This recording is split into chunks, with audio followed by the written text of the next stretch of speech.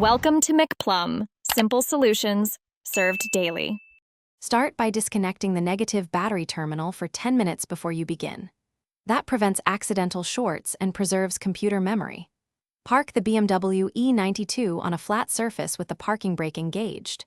Remove the key from the vehicle and ensure no smartphone apps are paired for diagnostics. Gather required tools: Torx T20, 10mm socket, plastic trim tools, and the replacement start-stop button. Wear nitrile gloves to avoid grease and static. Begin trim removal by prying the center console panel gently with plastic tools. Work along the edges to release the clips without forcing or cracking plastic. Slide the panel rearward slightly to clear the cup holders and shift surround. Locate and remove 2 Torx T20 screws beneath the trim and any 10mm nuts securing the switch bezel. If the cigarette lighter or ashtray connector blocks access, disconnect it first and set the trim aside carefully. With the trim removed, locate the start-stop button module and its wiring harness.